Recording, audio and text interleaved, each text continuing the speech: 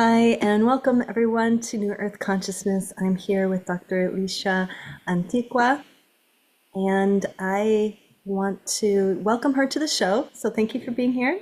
Thank you for having me. And yeah, we're going to go into a super interesting topic, one I've never really dove into. But before we go into that, I'm just going to introduce all of you viewers to who she is. So she's known as a trauma transformer, and she created two award-winning healing methods for survivors of childhood trauma to rebuild their lives and thrive. She holds her PhD in transpersonal psychology, specializing in trauma recovery, and she's created a unique trauma recovery method that she calls Amazing You. It helps participants reclaim their power and live authentically. She's a best-selling author, has been featured on ABC, NBC, and Fox, and was awarded as one of America's premier experts in 2012. So, That was a while ago now. yeah, crazy, I right? need, Right. I need new awards. Yeah, so when you and I got together and had our little pre-interview chat, you brought up this term of oh, I have my notes here, the mystification of fragmentation. And that really sparked something in me because I know I have had that experience, but I never equated it to sort of doorway to having mystical experiences, Yeah. because of trauma. So I'm just going to open it up there. I know that's like really like the We're body just of gonna your dive words, but we're straight in. So yeah. everybody, thank you for being here. I hope that this show just lights you up and sparks something in you and helps you pull the pieces back together and helps you lay claim to the experiences that you had and let them open and expand you to your supernatural abilities and that you're a soul living in a body and the new earth that we're entering, right? This consciousness, this awareness of being awake and what that means. And so when we go through a trauma, and when I talk about a trauma, I'm talking about something that your ego body, and I'll explain the ego body how I understand it in 2 seconds. I'll share that with you because you kind of need to know how I'm looking at it. Um, and if you really want to know, I wrote for Medium and Elephant Journal an article on ego and consciousness. If you like to read, you can jump in there. But what happens when we go through a trauma is the parts of ourselves, the animal parts of ourselves, are like, I'm going to protect this life force no matter what. And this animalistic physical body, mental body, emotional body, and vibrational body, which many people think is the spiritual body, but it's definitely not. We can measure it. It's definitely a physical, it's an earth thing. Uh-huh. And every living thing has it, right? Your magnetic field. So we have these base bodies, and that's what I explain, and that's what I call the ego. Okay. Well, when we go through a trauma, those pieces can't really function. And so they get into that animalistic thing, and the life force, basically your battery, your soul essence, that consciousness that you are, gets protected and it fragments. Mm. It fragments. And then I've done a lot of research on the soul and timelines and what happens when we pass away and what happens when we astral travel and what happens when we're doing all these things. And we can leave parts of our consciousness, parts of our soul in other spaces and other times. And trauma is just like that. It's just a piece of you gets kind of locked in that position for a time being. Now the good news is your consciousness is never separate. Mm. Like we're all one. We're all one.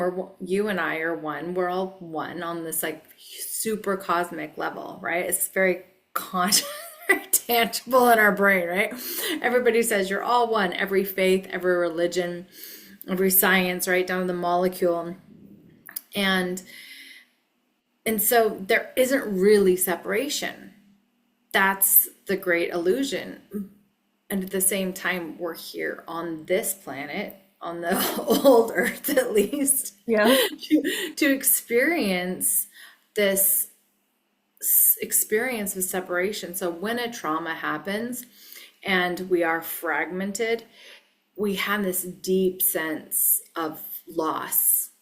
And then when it's a relationship trauma or a big injury trauma, Mhm. it affects us a little bit differently, that it affects our identity, right? It Yeah. affects that ability of worth, that understanding of self. And oftentimes, instead of saying, okay, who am I now? Most people, not all people, some people go, okay, I had that experience, now who am I? And they just recreate themselves and they heal. Resilience, we call that. Hmm. But most of us go, I want to be who I was before. Mm. I be who I was, right? How do I get back to Is that even who I possible? was before? Is that possible? No, No, I which didn't is think impossible. so. But it's really great for therapy. It's really great for the pills. It's really great for all these industries, right? Yeah. That make money and on this like wish. I'm Mm. like, oh, right. But mainly what we want to get back is that soul fragmentation, Mhm. that whole poweredness. And so, what I've discovered in my research and working with people for the last 25 years, and I started in yoga and nutrition, meditation, teaching that, like walking people on journeys and guided meditations is kind of what I was doing in my early 20s, and studying sensuality and sexuality. And then through all of those studies, what I got to see is when we're looking for that part of us that is fragment from a place of it being gone, Mm. and we forget that we're one. And that takes a long, long time to heal. But when you remember that you can call yourself back by disengaging that power, then you heal in record time. And that's how miracles happen. That's how those quantum shifts happen, is their full force come back in, and then all of a sudden they don't have cancer anymore, or they Mhm. heal from some, right? We've all heard these like quantum miracles. Their soul came back home Yes. in that moment. So I wanted to figure out How to recreate that or how to how process can we do that. that? Because Yeah. the research shows, there's a beautiful study done by Hall and Hall. I quote it all the time because it was just so, like, in my dissertation, it was just like, this makes total sense. It it really stated that we get to this place in our healing, especially from abuse. That's really where my focus has been, where we were abused, right? So there was that split. There was a split, those fragments, whether it was put on a person of authority or an event of authority, or we were made to be somebody that we weren't, or we were enslaved by in some way, right? We have these fragments of not being fully in charge of ourselves. That's victimhood. Then we go into survival. And in survival, you still have all those fragments out, but you are no longer experiencing the victimhood necessarily. You'll jump back into it and out of it, into it, out of it, because we repeat it. but, but also, like, financial struggle happens here a lot. Um, Reenactments happen. You attract that same being. The beingness isn't whole yet because you're still trying to solve these issues. You're still in therapy. You're still trying to convince mom and dad that you're worthy of love. You're still trying to convince that ex-lover that they did something wrong. You're still upset about what happened to you. So you're living in the past. And in this case, we call it PTSD. Mm. And when you're living in PTSD, when you're living in this survival mode, you're actively, mentally, emotionally, and physically, on an etheric level, that vibration level, literally traveling back in time re-experiencing whatever the trigger is again and again and again. And when you do this and you look at it like it's a problem and not like the genius that you actually are, then you can get stuck there. You get a diagnosis.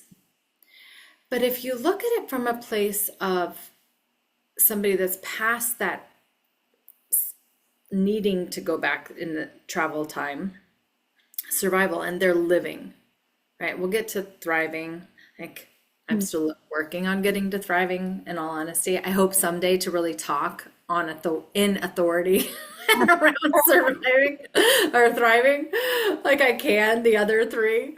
But I've had glimpses of it, so I'm grateful for that.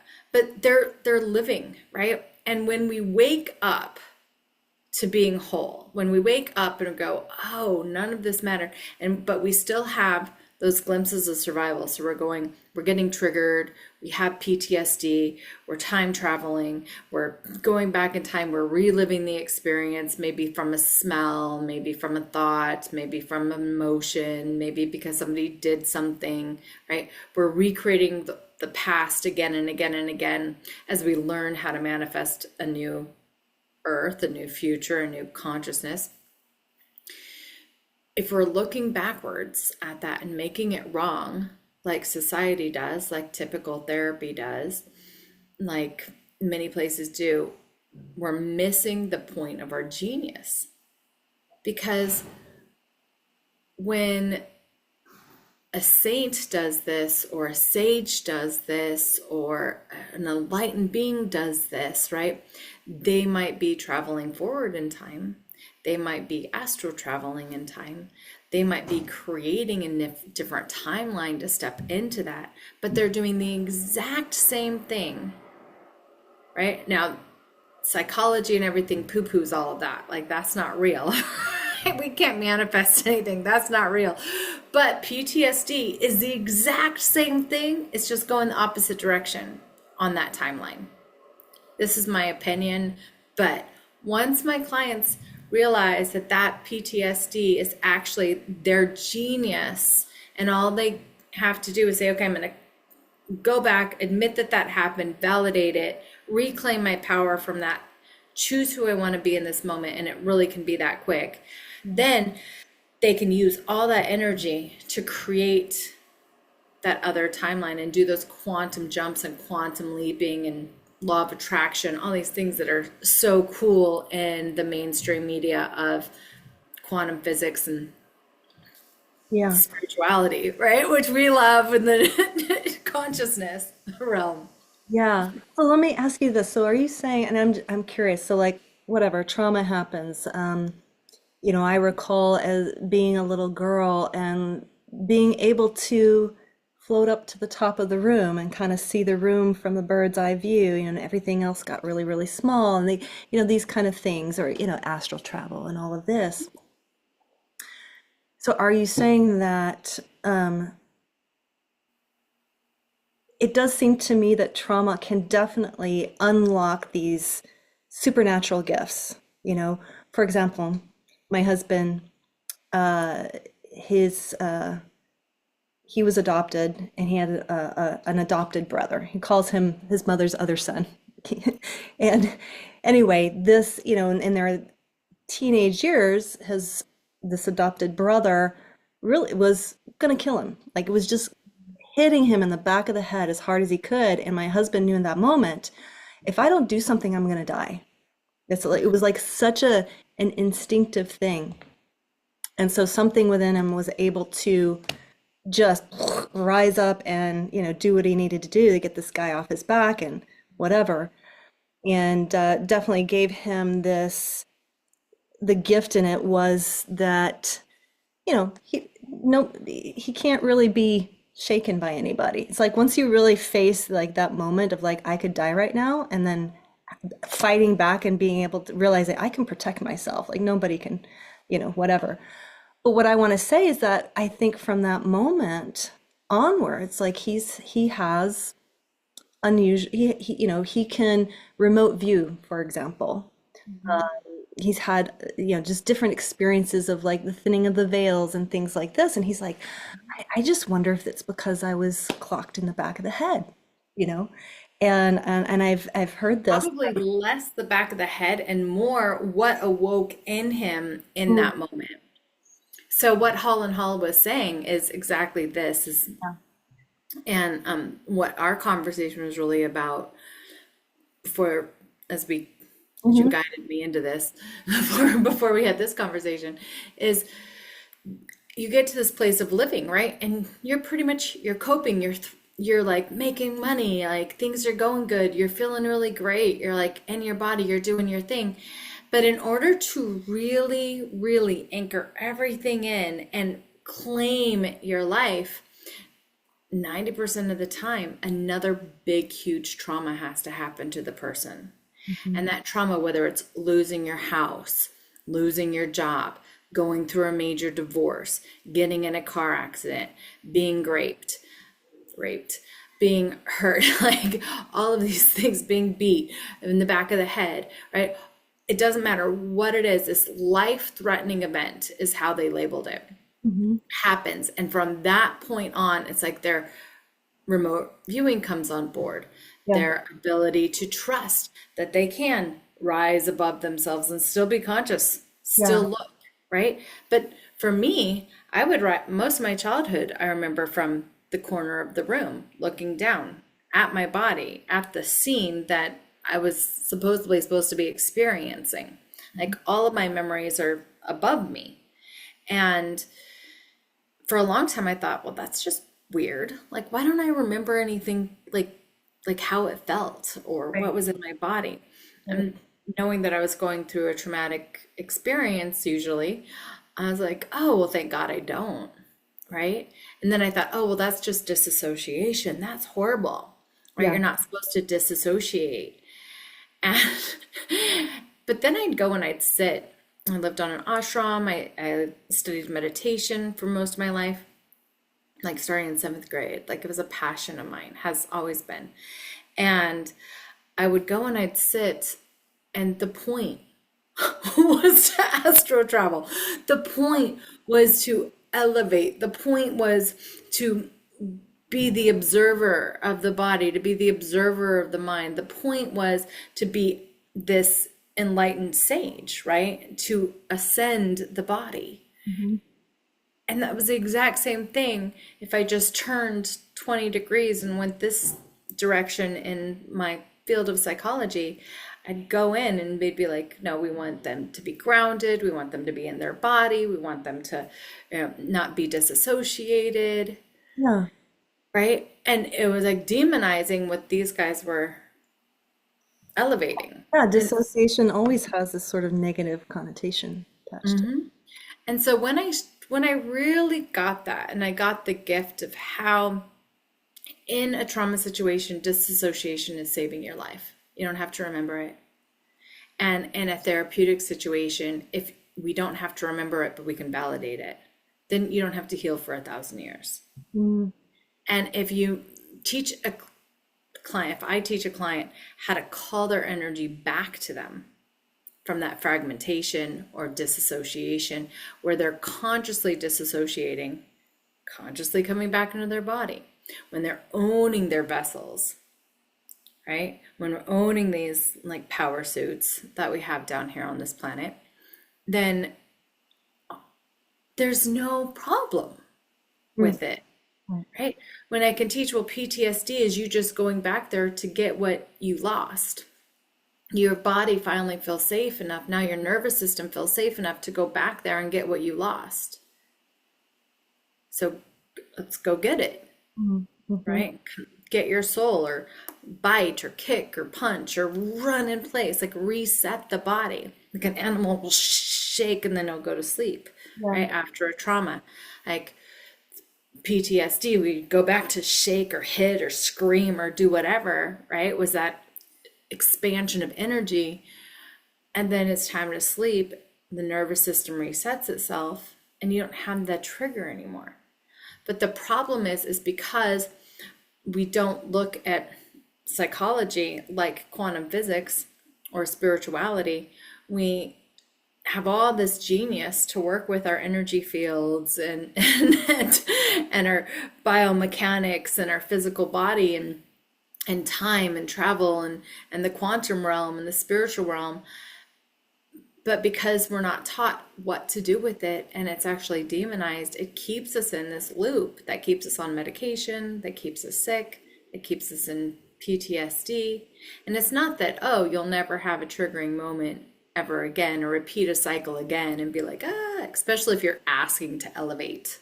Yeah, right.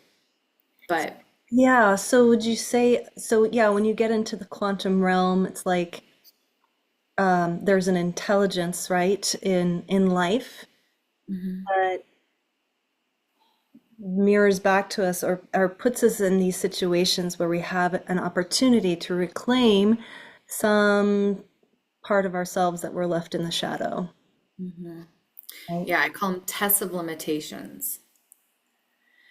And it's where we felt like we let ourselves down. I think oftentimes we repeat that cycle. So the psyche, so the mind, body, emotions can handle that situation differently or better. And depending on how often you want to level up, you kind of ask for it. Where is my blocking? What's blocking me here? It will come back into your sphere. You'll experience it again. You'll get an opportunity to either attach to it as your identity Right. Yes. or dismiss it with some peace or someplace in the middle. Like I did a middle thing this last week. Mhm. I've been asking to level up.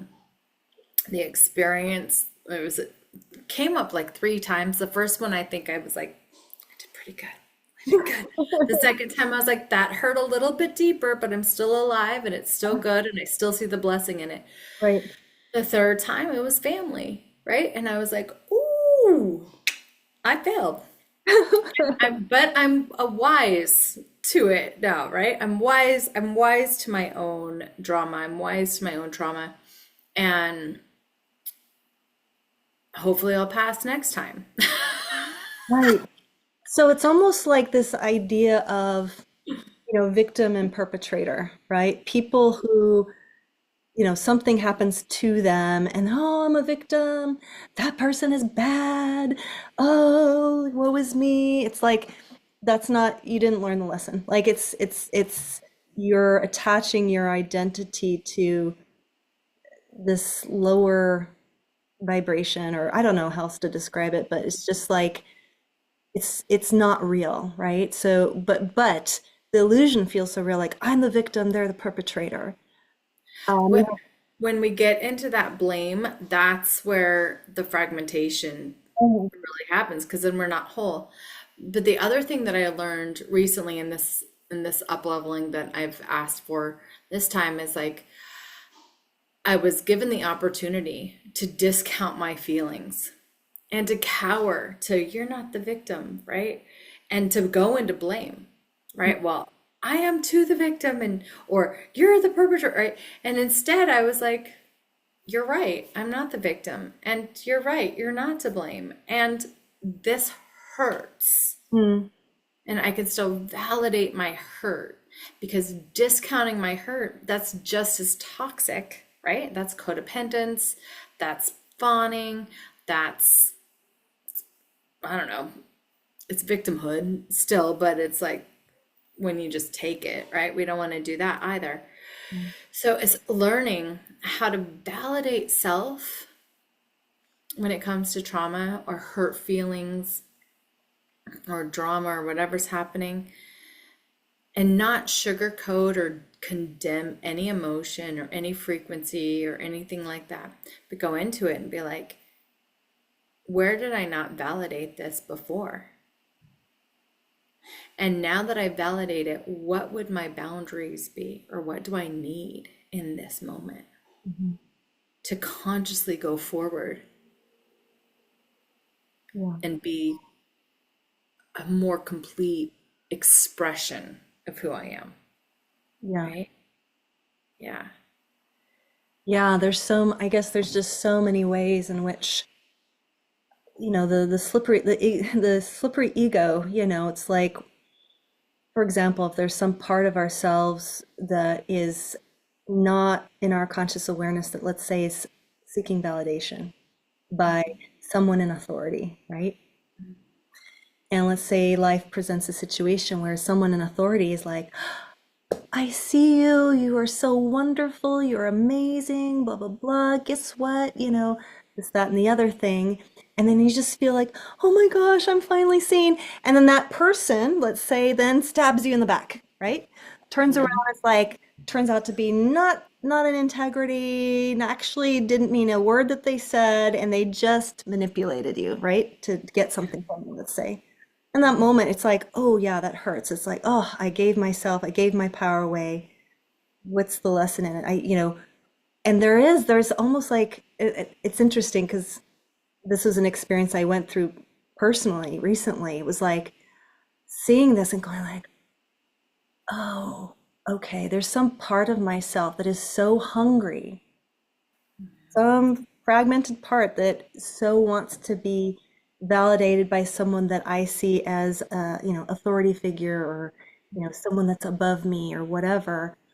Um, and it was like, it was like the fox and the crow fable, the crow with the grape in its beak, and the fox is telling the crow how beautiful she is, and oh, I bet you have a beautiful voice, and she gets tricked into singing and dropping the grape, right?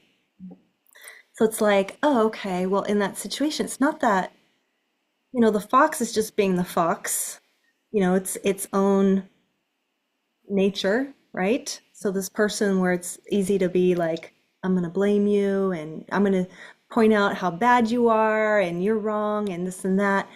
And there's just, it's almost like rules of the game or something. It's like,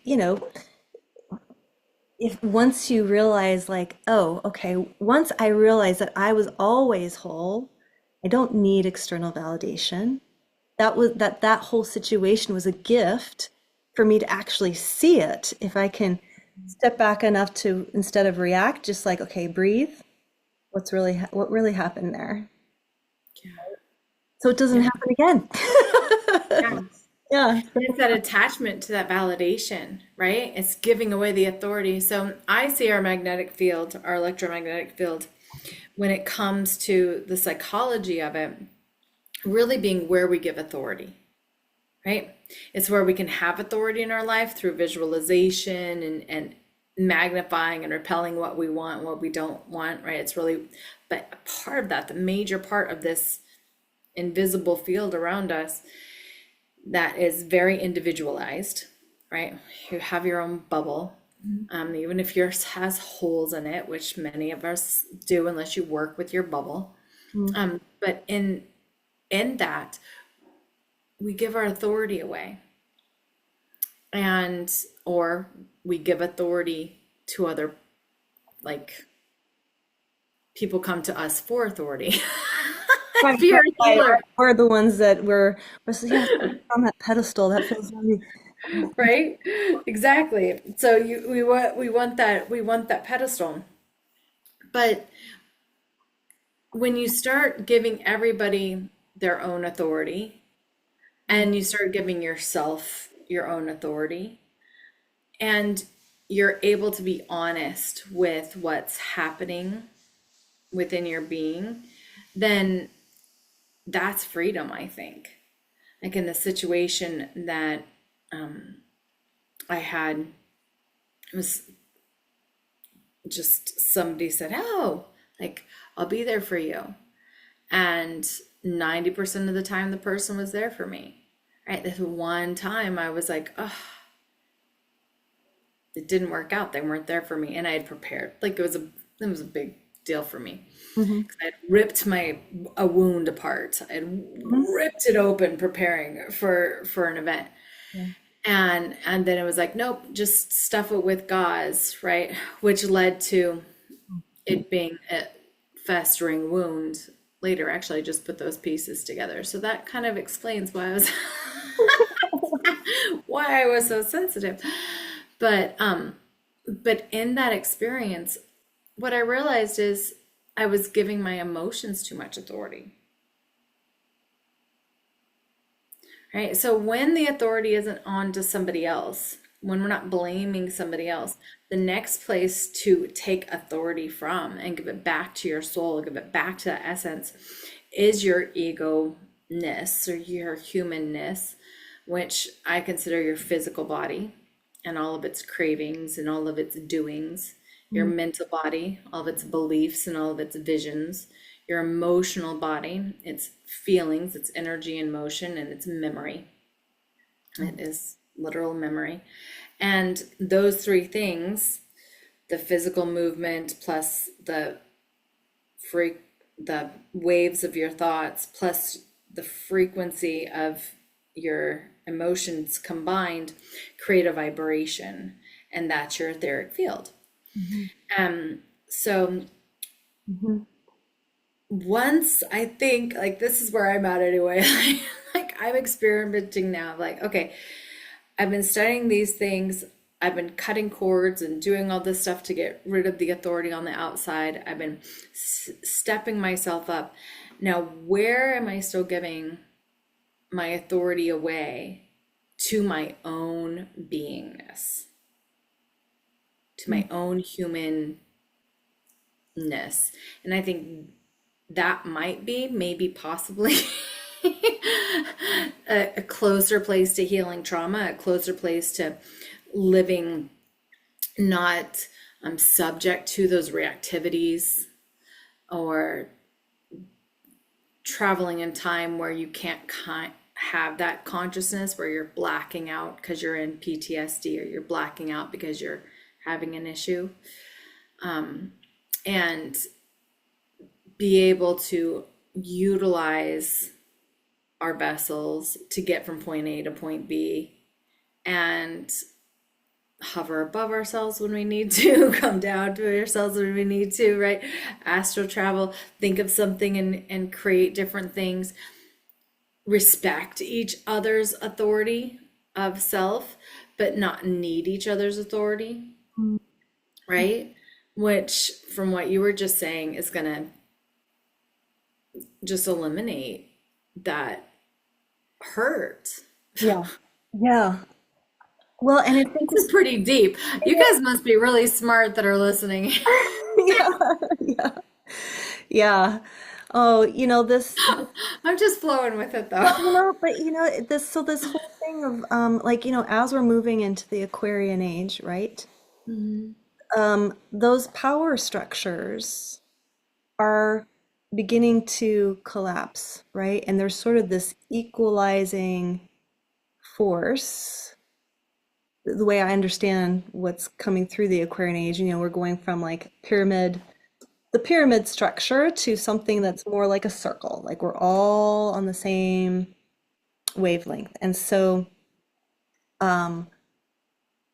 this, as we're waking up, right, and reclaiming ourselves and remembering our wholeness, it's not that we were never not whole, but what Right. appears to be fragmented, it's like, oh, there it is. It was there all along. Okay. I just call it back. Remembering that then our interactions with each other, um,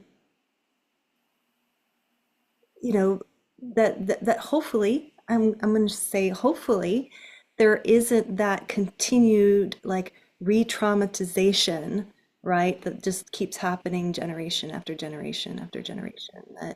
That um, the hope is that once we reclaim those parts, and you're speaking really particularly to energetics. It's not so much about talk therapy, for example, right? Work much more about embodiment, energetics, you know, Yeah. validation. There's a place for talk therapy. I mean, there is a time where it's really important. Yeah. I think our voice is really important, and not being able to talk or admit or validate yourself will block you hmm So all forever. combining and all together. Yeah. Right. Because you don't have to know what happened. I know that for a fact. You don't have to know, you don't have to remember, you don't have to dig deep. I've seen some really horrific things come out of EMDR. I love EMDR as well for, when somebody's ready for it. Yeah. But if you're not able to talk about what happened by saying, like, this event happened in my life, you don't have to explain what happened or how it happened or who did it. Yeah. But this event happened in my life and it's affected me this way. That validation is all somebody needs, though, in order to get off the hamster wheel and heal. And once that can happen, then it is all about Yeah. this re-embodiment, Yeah. this re-identification. Yeah, you're right. There's something really powerful what you just said of being able to share with another person that this happened to me, rather than stuffing it away in secrecy and shame and, "Oh, I can't let anybody know that this happened." If I can say this happened to me, and that other person can look the other person in the eye and say, "Yeah, and you're still worthy, and you're still whole, and yes, that happened to you, and you know, you're here." Um, yeah, is healing. It's super healing. Yeah. Yeah. Yeah. Yeah. But So, then after that point, if you continue to talk about it, you're just recreating your reality. Because unfortunately, we are, and very fortunately, like both, we're creators, we're creator beings, mhm, right? So after you get to that point of you can admit it and validate it, being that, yes, it helps that somebody validates it with you and for you. I think a witness is super powerful, but validating yourself is the most powerful. Once that happens, then it's about, well, how do you learn how to work with your body to make it feel safe so you don't go into those panic attacks or cortisol spikes or whatever? How do you change your thinking, right? It's time to reprogram the subconscious mind so you can like yourself, mhm, right? mhm. And not try to be the person you were before and not try to be the person that was terrified in the victimization or judgmental in the victimization. But who do you want to be now? Right. Right? Being open to possibility of future. And then reprogramming your emotional body, your memory body through fascia release and through toning, through emotional therapy, which isn't talked about enough at all. It's just that's a frame that's just beginning Mm. to to, to be validated, right? It was all thoughts, right? Thoughts and feelings were one big thing, and finally they're like, oh, it's your connective tissue, and it's where you hold memory, and Right. oh, there. That's why somatic practices work. That's why the deep tissue massage is so, you're crying and bawling and waving on the table. Right. Yeah. Yeah.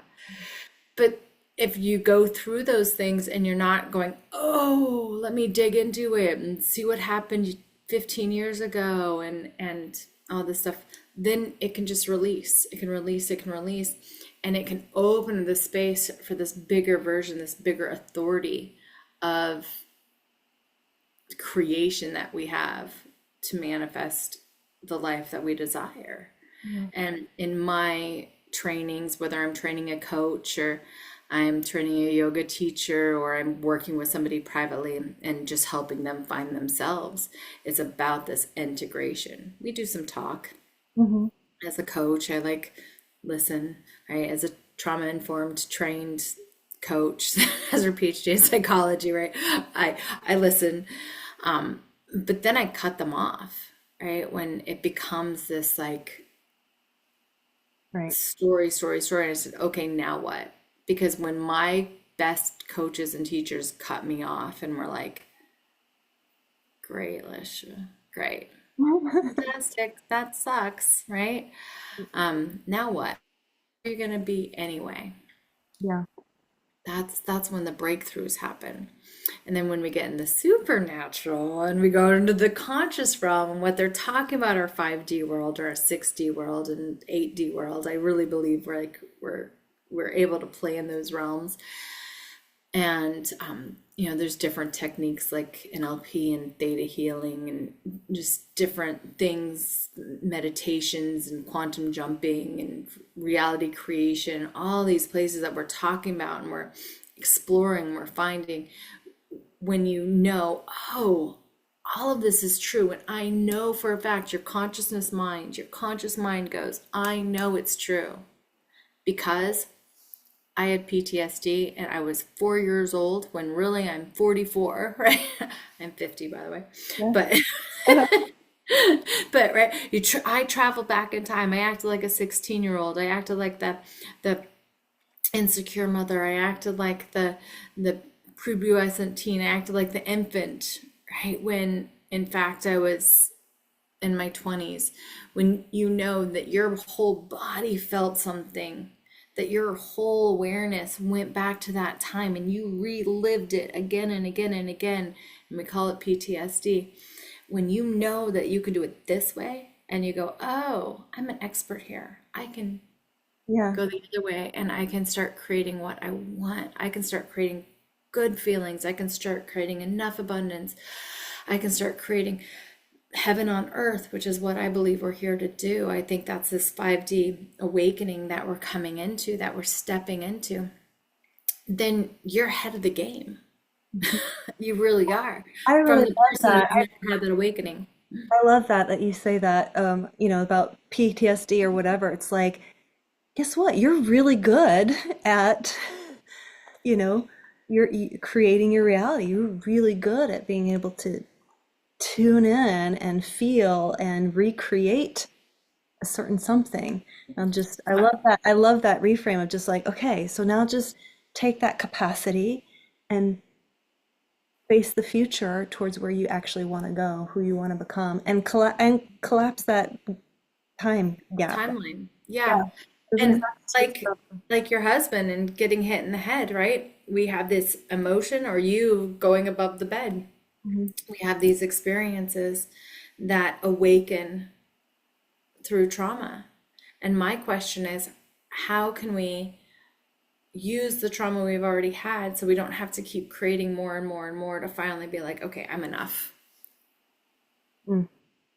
I'm now going to learn how to live this life. I'm going to learn how to do this human thing, not to necessarily be enlightened or better than or teach anybody, but to be. And that's what I keep asking myself, is fumbled and messed up as I keep doing it, right? Um, yeah, but every time I think we have a trauma, we have something that wakes up. Yeah. And that's a gift for your husband can now go out and explore that inner sight or external sight, that Mhm. however he sees, right, that gift, Right. and he can help people awaken in their own, because what we can see in each other is what we can have, right? That's the inspiration. Mhm. Mhm. Yeah, I love it. So how can tell us what you have going on? Like how can people find you? Do you have certain programs or one-on-one containers? Yeah, share with us. Yeah. So I have the Amazing You methodology is basically what we're talking about, and it's a trauma-informed coaching certification program. And you get trained as a holistic coach and you come in and you do that. I also work with people one-on-one if you just want to go through the process. And we have a membership group if you want to go slow, kind of want to be in the group. If you're a part of our coaching training, everybody goes into the group. And then you can just go into the group and monthly and go through all of your layers. So we kind of look at trauma and all your layers. We help prepare your vessel to reclaim your soul, because if your vessel if your soul doesn't trust your vessel and your vessel doesn't trust your soul, it's just going to bounce out, right? We just disassociate, disassociate, disassociate.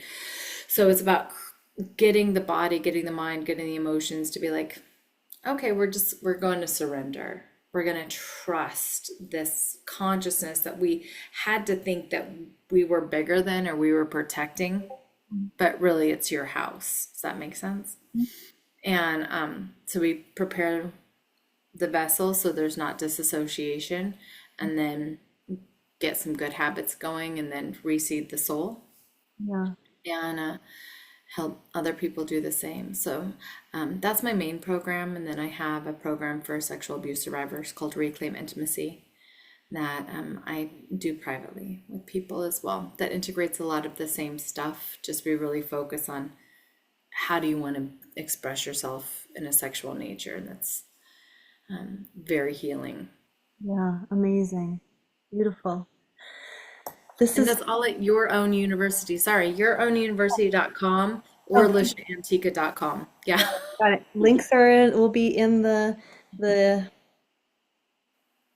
describer section of the video, so everybody can go and click on those links. And thank you so much for your time today with us. And I really hope that this kind of just maybe helps people realize, that that it's normal to, first of all, it's normal and totally a natural thing to dissociate or have these, mechanisms that we have as part of the body's makeup to protect ourselves, and that there's a way to come back to wholeness. And so it's just beautiful work, and thank you so Thank you. much. Thank you for having me. Thanks, you guys. All right, bye everybody.